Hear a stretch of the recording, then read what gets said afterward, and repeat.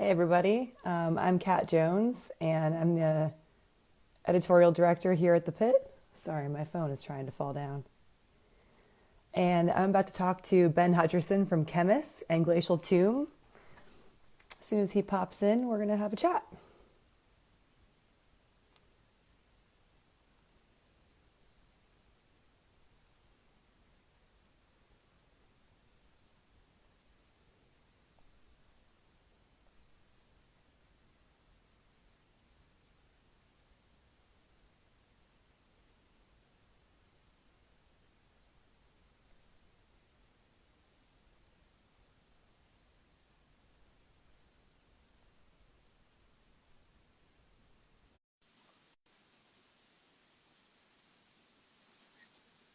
Think he's coming in. Ben! Hello. How's it going? I'm doing all right. I've got some Bluetooth earbuds in, so I'm trying to get this situated, Cool. covered up with Sorry if my I'm hair, make it look. I'm probably screaming in your ears right now. No, actually, I was concerned because it's only coming through one of them, and I don't know. Maybe this one's not working. I don't know. Whatever. I only I don't need one know. ear anyway. Well, if you I if can you hear want to take you, a and that's all second, that matters. if you want to take a second and figure it out, we have what, an hour or so, you know. One And we ear is have totally fine. we have people saying hi. Kelsey's here. Um, Kelsey, we got people saying Led Zeppelin rules. Yeah, hell yeah, this is gonna be fun. are we going to argue about Led Zeppelin? I don't know. Should we? What do we I have to don't know. argue about? I'm not a huge fan. What? Get out of here! I Yeah. this live chat This is was a over. mistake. Yeah. I don't like hate Led Zeppelin or anything. I've just they've never really been a thing for me. I think it's one of those cases where had I been around Led Zeppelin as a kid, I might have been more into it. But like my dad didn't really care about Zeppelin, my mom didn't. So by the time I found Zeppelin on my own, I mean, the first thing I heard was Stairway to Heaven, which is not a great introduction by any means. Especially because every radio station when you were a kid probably played that song every 5 seconds. Oh my God, absolutely. And so, and I mean, like it's fine. Like there really isn't an argument. I'm just like, some people love Zeppelin. I'm fine with them. Well, I'm glad that we could start this off with this spirited debate, and it's a good Yeah. thing that I adore you because otherwise I'd just kick you off. I'm just kidding. So, speaking of getting into heavy music when you were a kid, how did you get into metal in the first place? Uh, when I was born, March 12th, 1985, the doctors put on Kill 'Em All as soon as I showed up, and I've just been doing it ever since. Um, no, so I am from the deep South. I was born in Memphis and grew up in northern Mississippi. And so my exposure to heavy metal was extremely limited for the first, you know, 12, 13 years of my life. And it was actually my older brother. And I think this story is probably not unlike a lot of people's stories. My older brother was like, hey, you're starting to get a little bit older. You should check this out. And he played me Metallica's Black Album. And I abstractly knew what heavy metal was before that. I'd been playing guitar for a year or two at that point. I'd seen, talk of heavy metal in like guitar magazines and stuff, but I didn't care. I Hmm. was super into like Nirvana and Offspring, and I was like, I'm just pretty edgy and alternative, okay? Like I had an undercut. All right, that's how edgy I was. I am so Um, edgy. exactly. Well, and for Son of Heavy in Mississippi, honestly, like listening to Nirvana was pretty edgy. Um, Yeah. but it was the sort of right place, right time thing where I'm sure I'd heard Metallica before. Even so this would have been 97, 96, something like that. Inner Sandman was on the radio. I'd been on the radio for 7 or so years at that point. Um, but it was just, I think it was a combination of it being my older brother that showed me, and like he had these really cool posters up on the wall of Metallica, like in their prime, all wearing leather jackets and long hair. And even though I didn't really care about the idea of metal, I always thought they looked cool. And like I didn't know what beer was, but he had a lot of pictures of James Hetfield drinking Budweiser, and I was like, I'm gonna drink Budweiser one day. And what a letdown that was. And he put it on, and as silly as it might sound now, like the beginning of Enter Sandman just blew my mind. I was like, what is happening with this song? And then like when the distorted guitars came in, I was sold. I was on board, and he dubbed me a copy right then and there, which I listened to religiously until he decided maybe it was time to try something heavier, and he gave me Master of Puppets, and I was like, oh yeah. And from there, it pretty much took on a life of its own.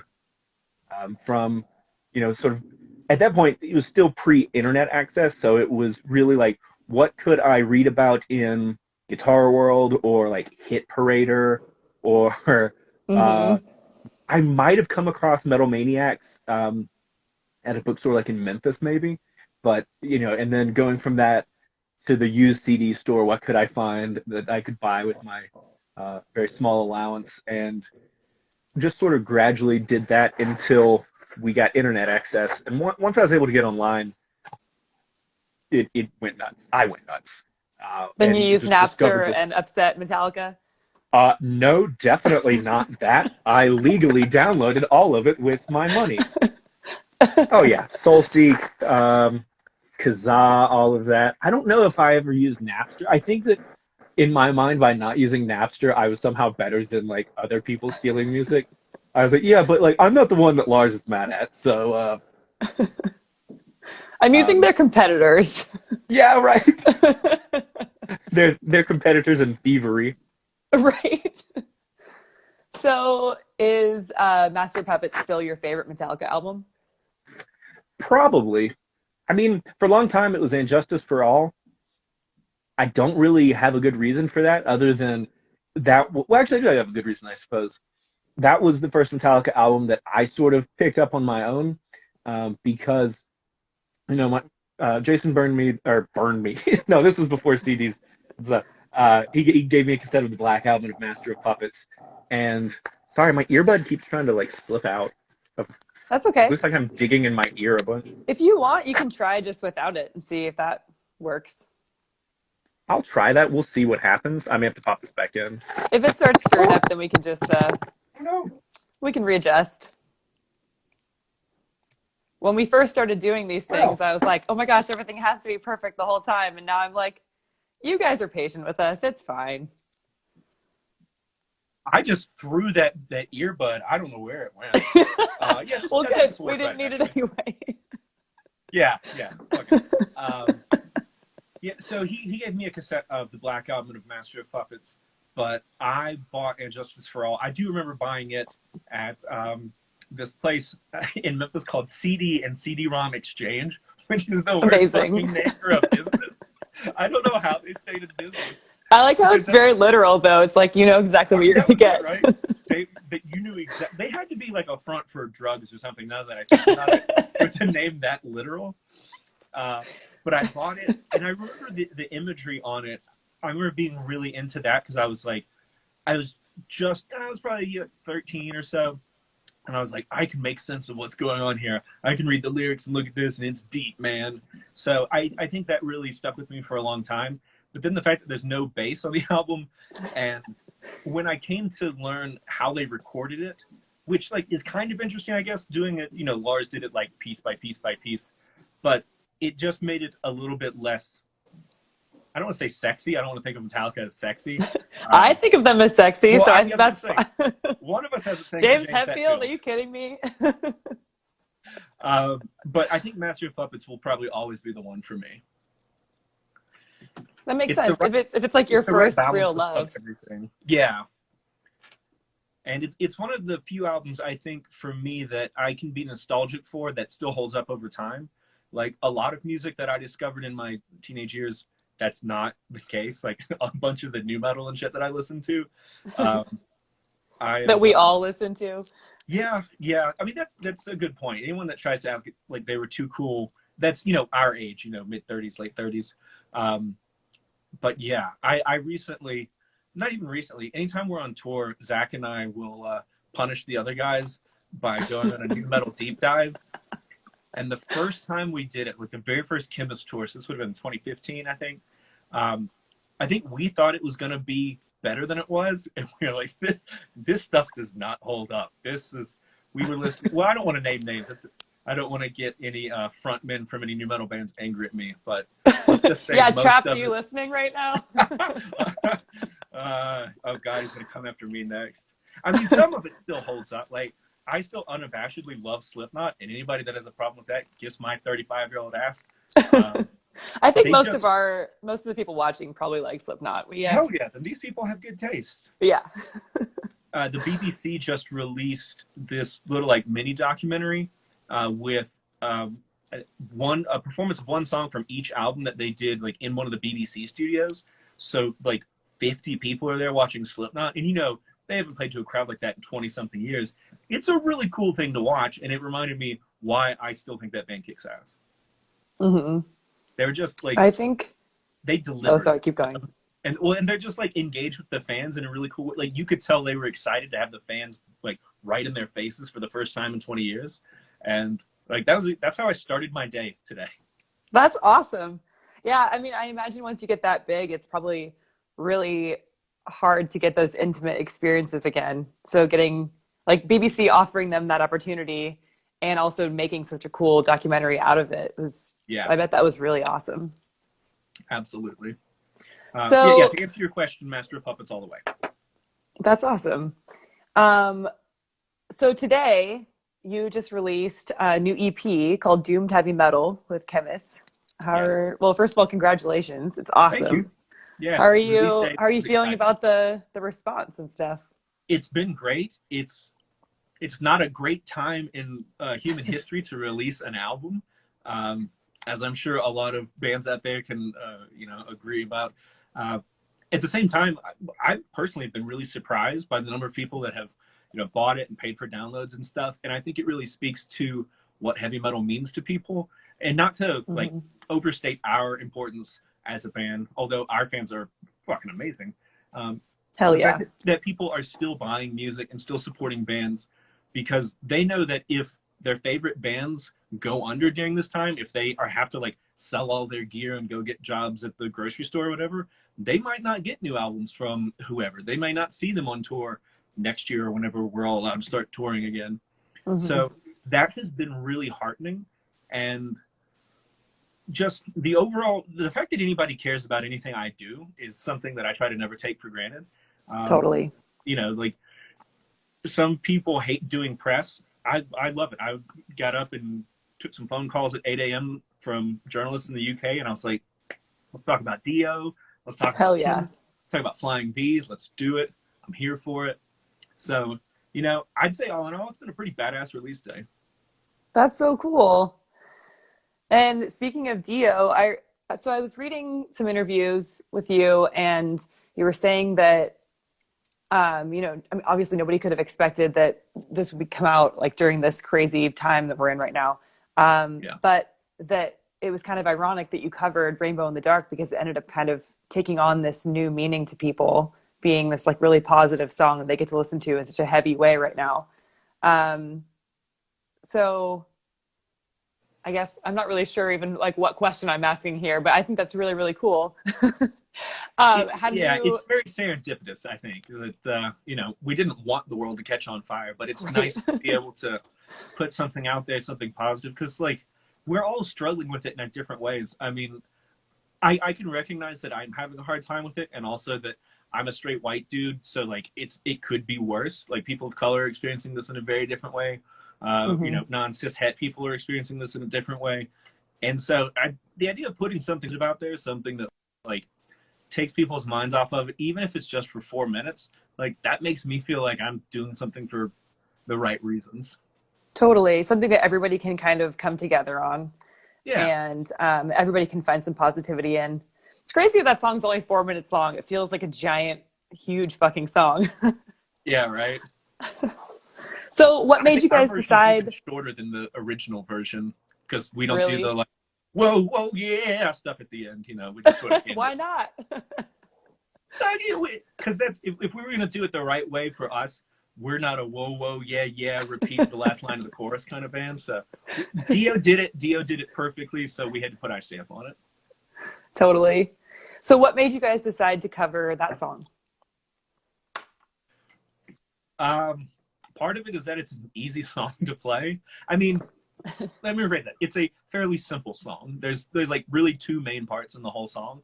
So when it comes time to put something together for the studio, it's a lot easier to approach that than it is like a more complicated and or longer song.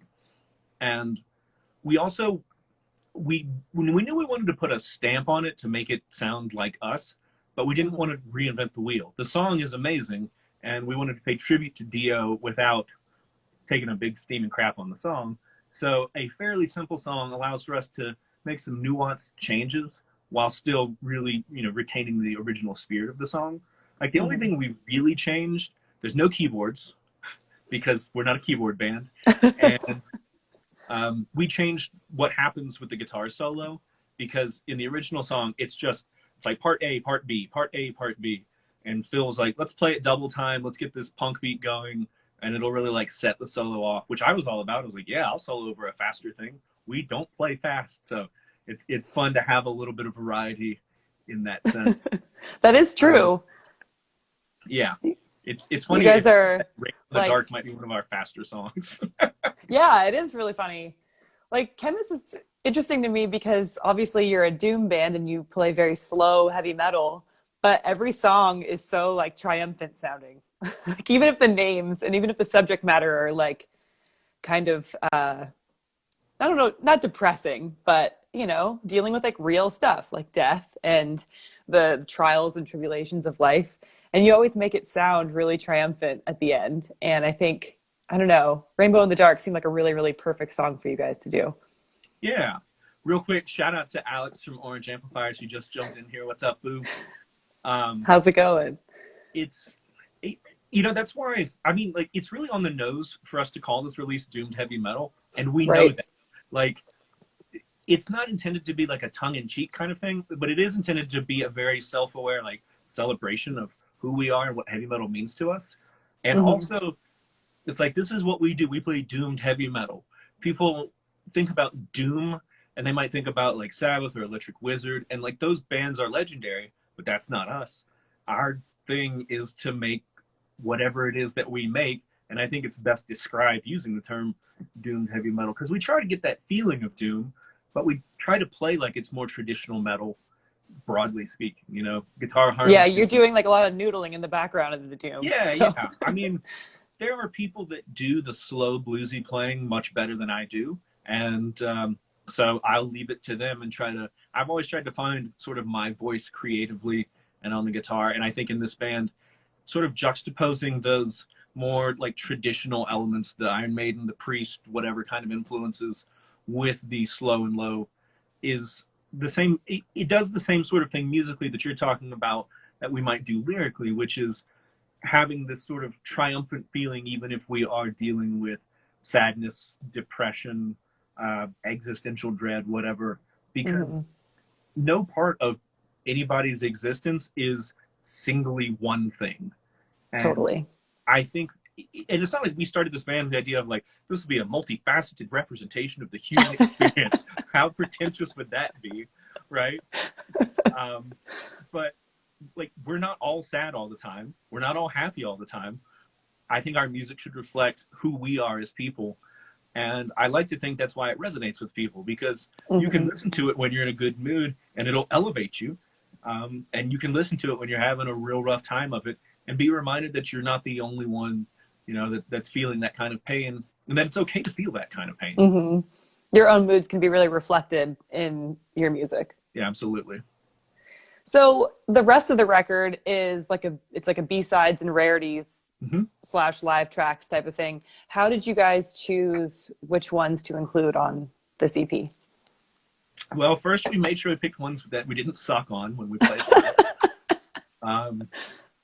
And well, we knew we wanted to have the Bereaved on there because, excuse me, that song is important to us, and it connects us to our earliest sort of stages of being this band, because we'd already written some songs and we'd already been playing songs But when we started writing The Bereaved, we started to hit on that sort of combination of feelings, the triumph and the sadness, the importance of guitar harmonies. And like guitar harmonies come up a lot when we talk about what we do or people talk about us. And I get that like we're not the first band to do it, nor will we be the last.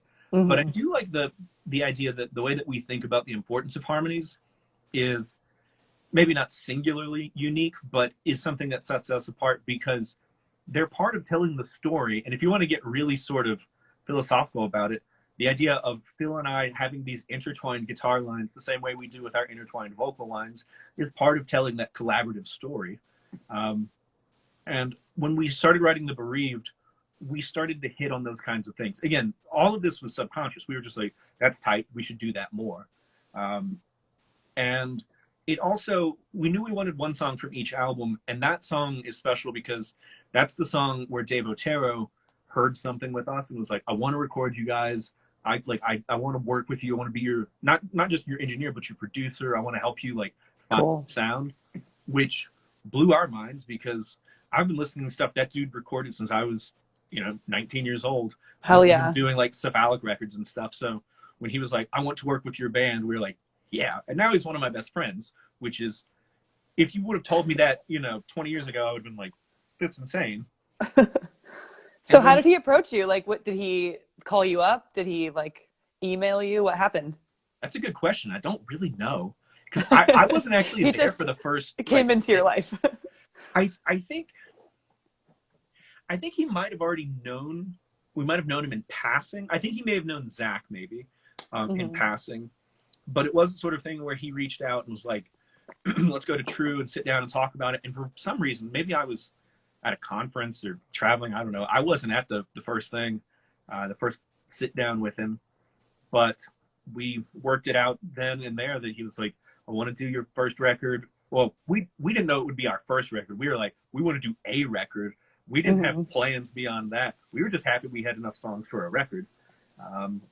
And it was the sort of thing that when we got done recording and we had this product in our hands, we're like, wow, this guy really helped us like dig deep and find what we're trying to do and really got us to ask ourselves like what it is we wanted to sound like without necessarily saying, what do you guys want to sound like? Just by pushing us to being like, these are the things you do well, you should do more of it. And by the time we started writing Hunted, we knew we were going to record with Dave again. And we knew that, those sorts of things, those feelings, the importance of guitar harmonies, the importance of guitar solos, were all things that we wanted to continue to expand upon. Mm-hmm. I think that's the mark of a really good producer and obviously he's an amazing producer, but anybody who encourages you to find out who you are and be yourself the best way that you possibly can, as opposed to like trying to dial in some sound that doesn't fit you. Absolutely. Dave's always been really good about that. He's been really receptive to our ideas as opposed to trying to make us sound like one of his bands. Because, if you put one of our records next to one of the Cattle Decapitation records, next to a Primitive Man record, you can tell that the same guy recorded them, but they all sound unique rather than him trying to force each band into those boxes. And that's the thing I've always really appreciated about working with Dave. That's really cool. Well, also you're in another band called Glacial Tomb. I am. How would you describe Glacial Tomb? Not Khemmis. Yeah, they're very different. Very different. I would say some what I've told people lately is something along the lines of Morbid Angel's Covenant meets mid-era Neurosis.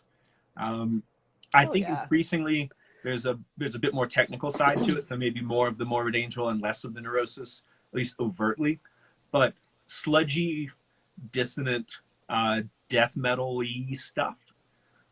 That's how, death metal-y stuff. That's how I would describe it. Yeah, I feel like I've seen it described as like blackened sludge or like, I don't even know. Yeah. I always like to let bands describe themselves as often as possible because I feel like there's so many different ways we could come at that. People get really into the subgenre tags, especially with Glacial Tomb, because we do have a little bit of a lot of things.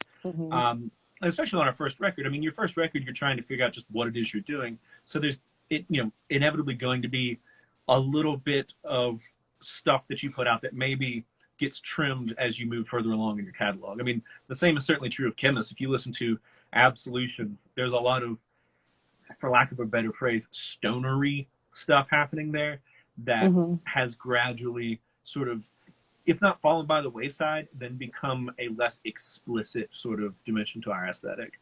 And I think people will see that with Glacial Tomb. Our new stuff still sounds like Glacial Tomb, but it's more technically inclined, due in no small part to our new lineup. We have welcomed Nico Camacho Logan and David Small on guitar and bass, respectively. They're both rippers. Dave is like the best bass player I've ever seen in my life. He's sick. He's a total like Alex Webster style, like just maniac. Hell yeah. And so he writes a lot of stuff that has like pushed us to get a lot better as a band. So that's been pretty sweet. Hell yeah. So does that mean that we're going to get another Glacial Tomb record here pretty soon? I mean, not a record soon, but we do have a new song that'll probably be coming out next week, I think. Cool. I'm waiting to hear back, but it'll probably debut, if not next week, then the week after. Really excited about that. We had recorded it like literally right before the pandemic hit. And yeah, like we couldn't have timed it better. But it's a total DIY sort of, proof of concept, maybe. It's like, this is what you have to look forward to. We'd intended to release it with a tour announcement. Unfortunately, that tour this July ain't happening. So we figured we ought to go ahead and put that out there, make sure people don't forget who we are. Maybe get some new people on board. How could we forget?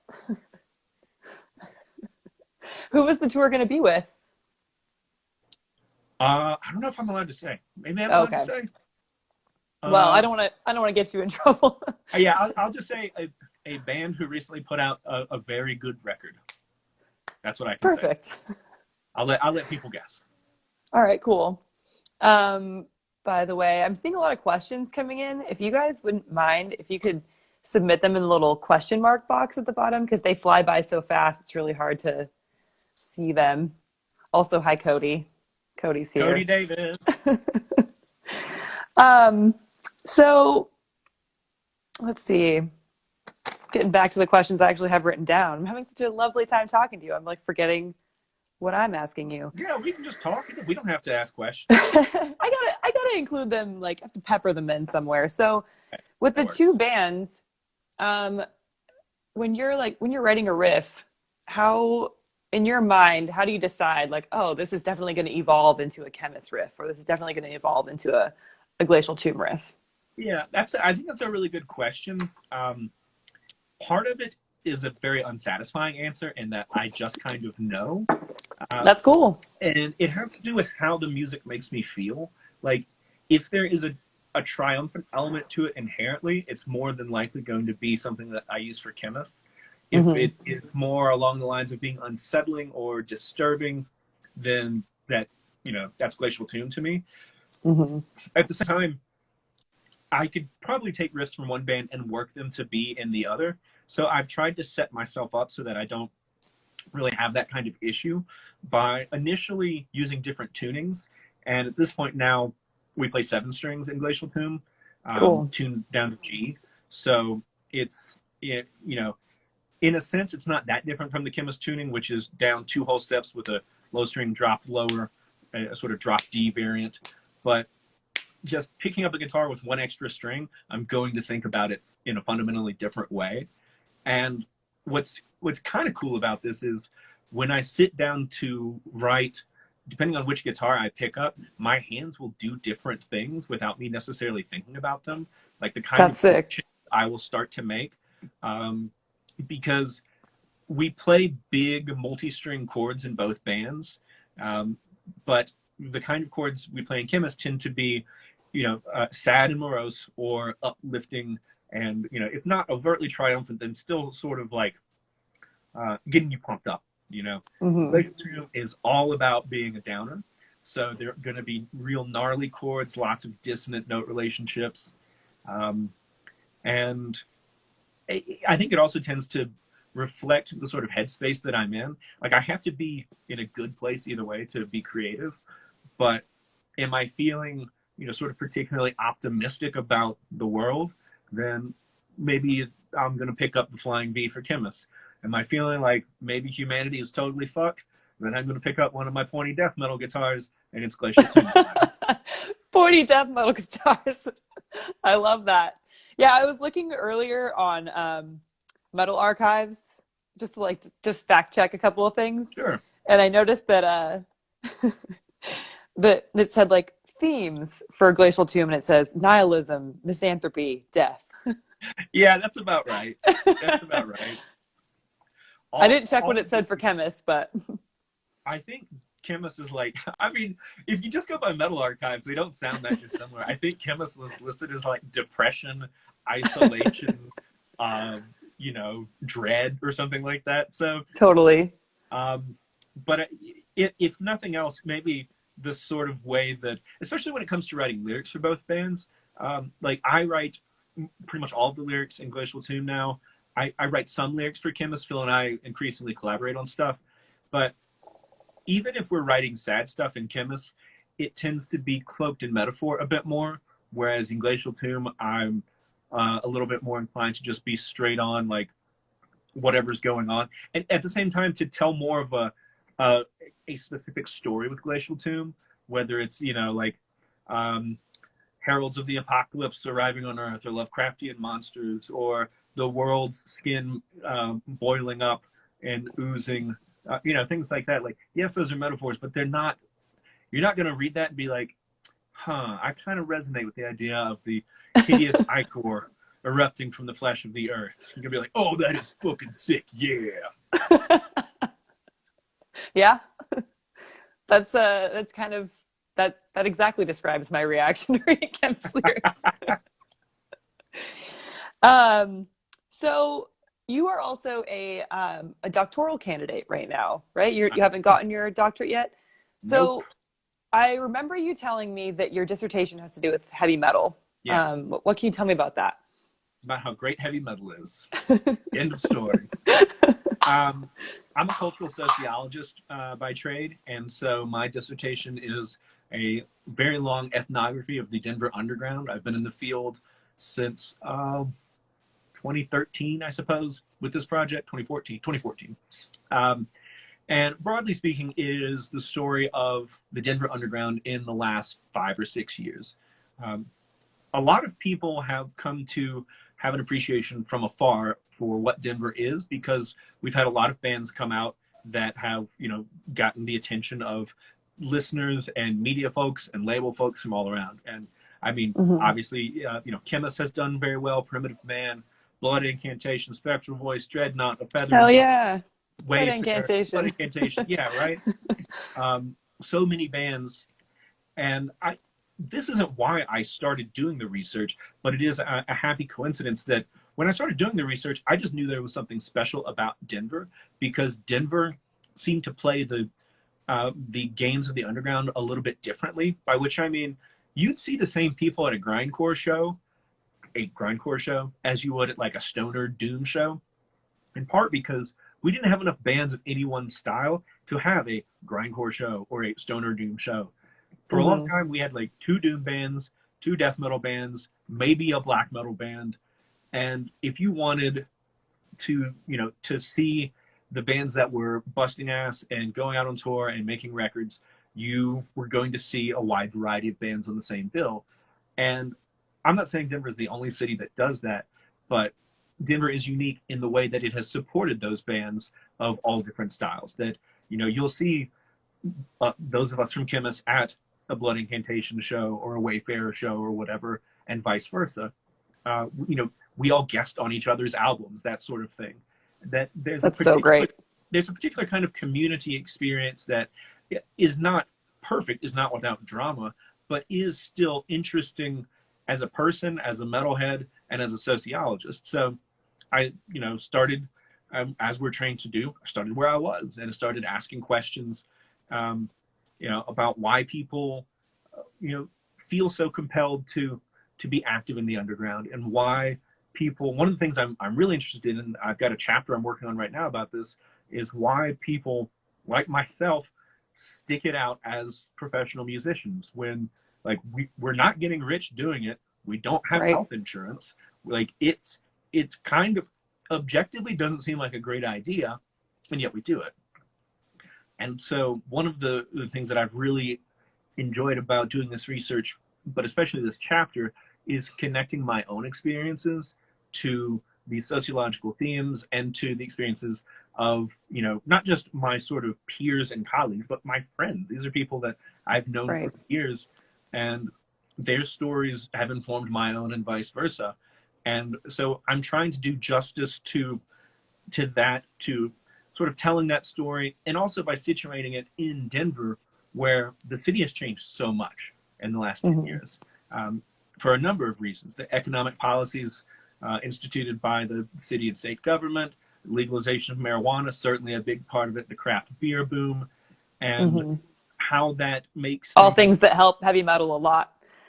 Right, but at the same time, the things that bring in all these outsiders who buy up real estate and price Right. the creative class out of Denver, which is what we've seen in the last 5 years. That Totally. if you're gonna, for those of us that are in successful bands in Denver, like the amount of money that we make could go a lot farther in a lot of other cities.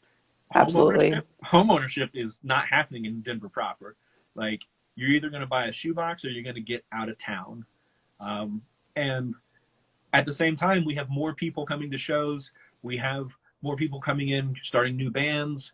So it's not just good or bad, but it is, I think, and hopefully lots of other people think, interesting and worth reading about. And important to document by somebody who's actually experiencing it and is not like an outsider coming in to study your community. That's always been a thing that bothered me about a lot of music-based sociology, is that no matter how well you know the literature, like if you're not in that world, it feels a little bit disingenuous to try to represent yourself as the most knowledgeable person in it. And there haven't been a ton of like I'll say insider sociologists. There have been some. Keith Con-Harris comes to mind. He's a very well-known British sociologist who, I mean, he's a brilliant dude, but he's also been active in the world of metal and a metal journalist for 20 or more years. But it's a pretty small list, so hopefully I can add my own name to that list. Hell yeah, I think you already have. I mean, obviously it's not published yet, but you know, we all know you as a scholar of this stuff, and so. Yes. Do you think you'll ever like, yeah, put on your monocle? Do you think you'll ever put it in a book? Absolutely. Yeah. Cool. The sort of tradition is to take it and, you know, sort of sell it to an academic publisher, and that's how you get tenure. I am leaving the academy because it has killed me. It has broken my brain and my spirit. And, you know, I'm 35, which is not that old, but also like statistically speaking, I'm like just under halfway done being alive. And, you know, I have the opportunity to pursue music and being creative in a professional capacity. It seems like, or at least it seemed like until this goddamn pandemic. But, you know, assuming that we resume some kind of world where live music and everything is still part of our lives, I came to the conclusion that I owed it to myself to give myself a shot and not do the thing that was legitimately killing me from the inside out. Yeah. If something's making you unhappy, get the hell out of there. Yeah. I will say as an aside, it breaks my heart a little bit to leave the academy because I love teaching. I have taught for 10 years, 11 years. I've taught like 3,500 college students in that amount of time. Wow. Part of the reason that the academy killed me is I taught way too much because we don't pay our instructors nearly enough. There were times that I thought I taught 12 or more classes in a semester.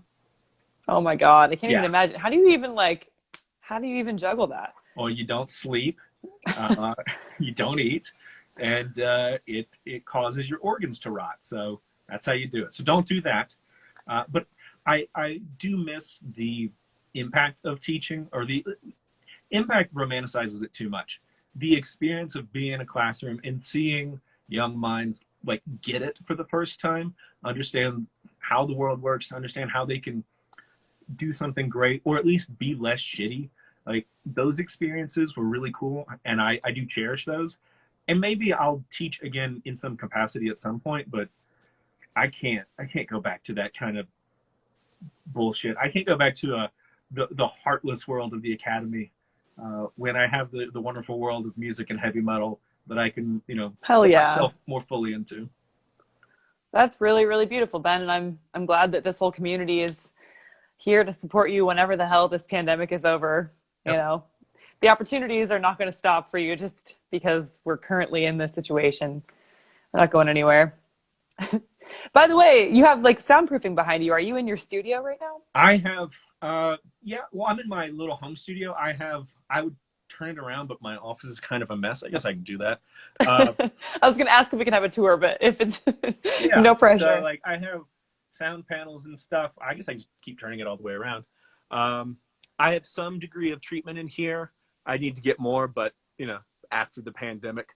But right. This is where I do any and all mixing that I do, vocal and some guitar tracking. I obviously can't have like a loud amp set up. We live in a townhome and share a wall with our neighbors, and I have a feeling that they wouldn't be real stoked if I cranked a full stack in here.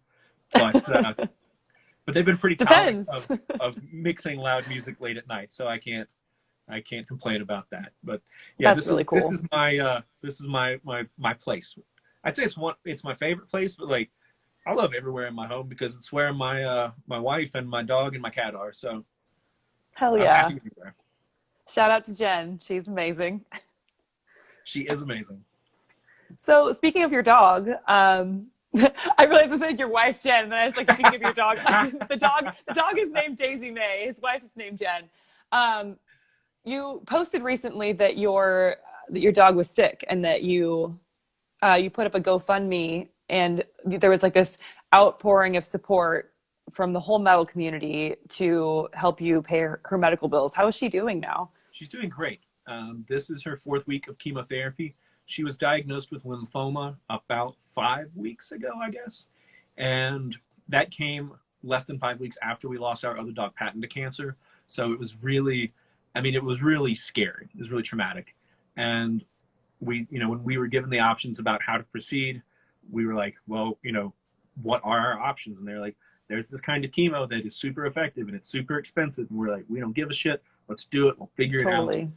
And I created a GoFundMe, which was a really weird experience because, as a dude from the South who's been raised into this mindset of intense self-reliance and do things for others, but try not to ask for things yourself, the idea of asking for help was pretty foreign to me.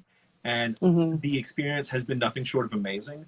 The response from people I know, but also tons of Khemmis fans that I don't personally know that have shared stories about why our music matters, have sent over pictures of their dogs or cats or loved ones that have battled cancer, and like really, really just gave me a lot of faith in people and reminded me why this community of heavy metal is so important.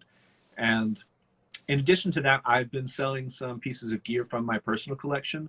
And again, like Khemmis fans buying gear, which is so humbling that anyone wants to buy anything that I have because I've had it, instead of just being like, oh, because you've touched it. They're like, no, this is the guitar you played on Desolation. I want this.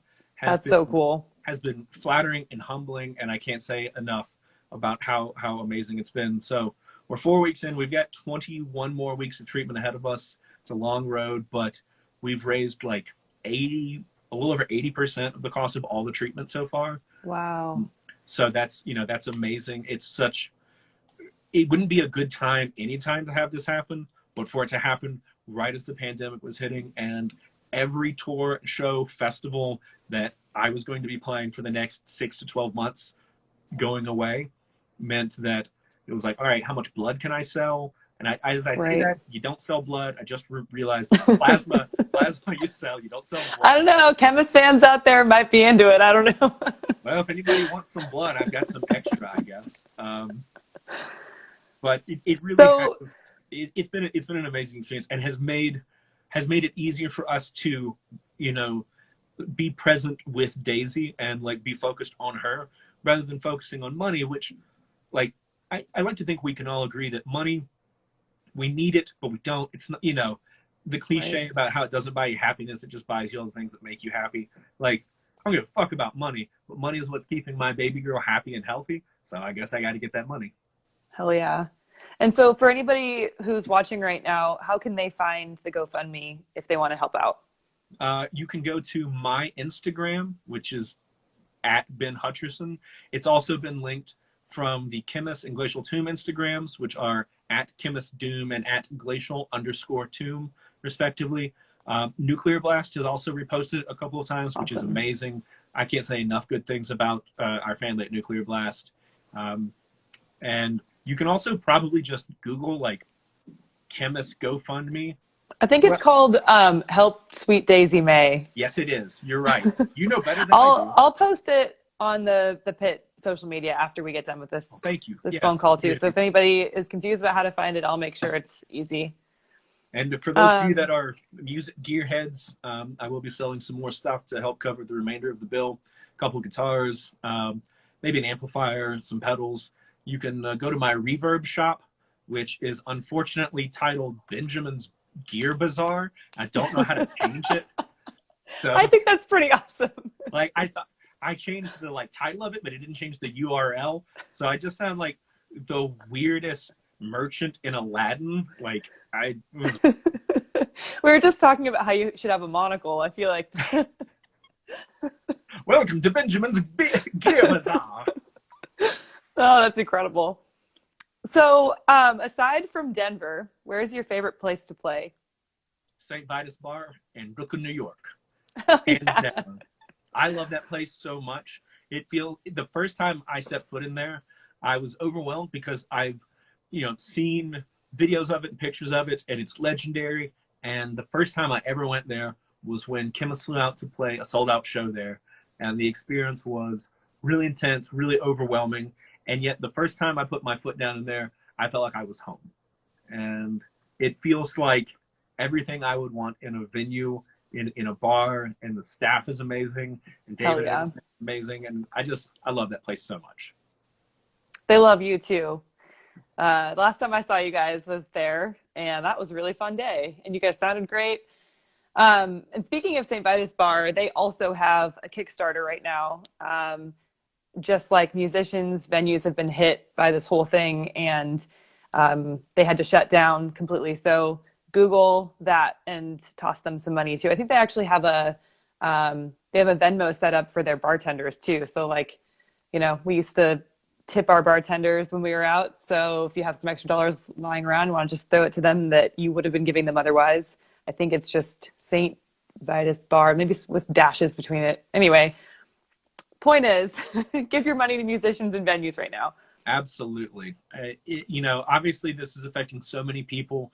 People that are in the service industry are particularly hard hit. But if you're in a position where you have the money to support the artists and not just the artists, but like you're saying, the venues, the places that allow music of any sort to take place, make sure they're still going to be able to be there.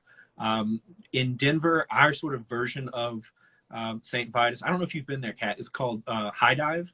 Oh yeah, I love that place. It's one of my favorite places I've ever been in my entire life. And one of the things they're doing is doing sort of like a pre-sale of show tickets, I suppose, in the form of a gift card. You prepay, and then you just have like an account that you can get shows, tickets to shows against that at, I believe, a reduced rate. So you're keeping the business afloat. You're making sure all those amazing people, can keep the lights on, and you're making sure that when all this shit blows over, we can all get back to banging our heads together.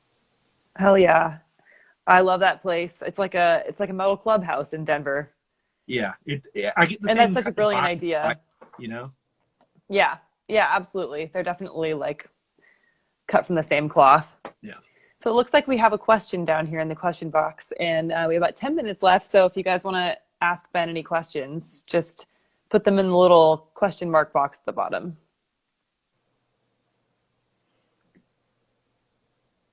Is it a thing that you see, or do I see the questions? I see them. Okay. Somebody wants to know if it's true that you once had a beef with Pallbearer. I don't think that's true. Those guys are amazing. Those dudes are our friends. Let's see. Well, you know what? For the sake of internet drama, yeah, fuck yeah. Next time we see Pallbearer, boys, it's going down. Just like a whole bunch of like Southern skinny tall boys with long hair fighting each other. Right? Yeah. It's going to be a no-holds-barred WWE style cage match, and Nate Garrett is going to be the referee. I had a great talk with Nate last week. He rules. Yeah, I love Nate. All right, I'm looking around to see if there are any other questions that I missed popping up over there. Okay, there's more in the box now. Someone said, "What's my name?" My name is Ben. This is Ben Hutcherson of the bands Khemmis and Glacial Tomb. A man named Nick wants to know, what's your favorite band? Either, it's one of three: Neurosis, Yob, or Steely Dan. I love that combination so much. If people think I'm joking about Steely Dan, I love Steely Dan so much. I got that from my dad. He loved Steely Dan. Me too. Like, I couldn't have given less of a shit about it for most of my life. And then about 25 or so, it just started to click. Like, the right kind of, like, you know, early to, I guess that's early adulthood, 25. Like, the kind of sadness and depression and dread you experience then, suddenly I was like, that's what they were singing about in the 70s. Oh, my God. Mm-hmm. They just enshrouded it with, like, boogie and having a good time. And they were also on a tremendous amount of cocaine. So, you know, they were very meticulous about what they were doing. Absolutely. What's your favorite Steely Dan record? Probably The Royal Scam. That's one. Oh, it's or awesome. Pretzel Logic. It goes back and forth between those two. Pretzel Logic or The Royal Scam. Mm-hmm. I think Asia might be mine. No, Sure. no. Don't say Asia. Don't say Asia. Also, I Can't Buy a Thrill. Yeah, no, honestly, any Steely Dan except for the last one they put out, which was just not good. Like they had that comeback I listened album. to that one. They had a comeback album like 18 years ago that was, I mean, not amazing across the board, but had some great songs. And then the last one they put out was like, yeah, okay. Yeah, at that point, it's like, we don't need that. We can just keep listening to the same awesome records over and over again. Exactly. I got to see them 2 years ago. It was like, gosh, I can't remember. But I got to plan my best friend's bachelor party, and he loved Steely Dan. So I was the only woman in like this huge group of like very nerdy boys, and we went and saw Steely Dan. It was really fun. You are seriously one of like two friends I have that like Steely Dan. Really? That's so When you crazy. were here last time, and I was like, you were like, put on a record, and I was like, I don't know, what do you want to hear? Like Steely Dan? And you got pumped, and I was like, you like Steely Dan too? Oh, hell yeah. That's so funny. I was like pretending to be all studious and shocked when you said Steely Dan. Now my cover's blown. Oh no, I ruined your cred. No, I have no Oh, cred. no. I'm a giant, utter nerd, so there's no cred to be found. Let's see if there are any other questions. Hi, Rob. He says, Steely Yob. Now that would be a band that I would absolutely listen to. My buddy Justin and I have talked for years about doing Doomly Dan. Oh my God. Maybe Make now's this the time happen. to do that. I don't know. Hi, Vile Creature. Oh, hello. Vic and Someone else wants to know, Dragonflies wants to know, what's your favorite guitar? My absolute favorite one I don't have with me. It's in the Khemmis space. But my second favorite one is this Hell yeah. bad boy right here. My other favorite one is also a Dunnable, but this is a close second. This is the second Dunnable V that Sasha made me. It is a swamp ash body with a Clara walnut top, maple neck, matching walnut headstock cap with Seymour Duncan pickups. It's beautiful. I love both of my. Oh God, I just knocked it over. Oh no. It's fine. It leaned against the wall. It's fine. I love. Oh, Chris is here. So much. Hi, Chris. Chris Lemos. Big shout out to Chris Lemos, who had a big role in recording the live tracks on Doomed Heavy Metal. He was the production assistant with Dave Otero. Love you, Chris. Great to see you, buddy. Hell yeah. Chris is one of the realest people in our entire community. Love him forever. Love that dude. Okay, one more question. Cody wants to know, are you, Jen, and Daisy May looking for a roommate? Really unfair of him not to include your cat, but yeah, Evane gets a say in this, dude. Hey, what's up, Richie? No.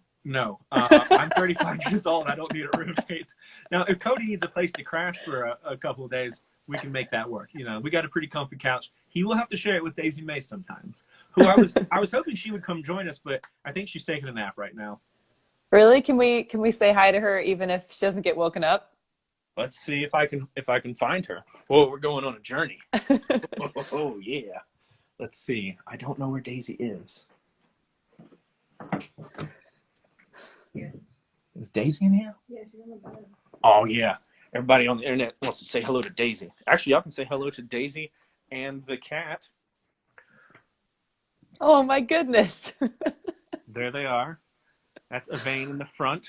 And that's Daisy May right there. She's taking a little snooze. She's got her. I really like Daisy's blanket or her jacket. Oh yeah, that's her sweater. She gets chilly all the time because she's so skinny.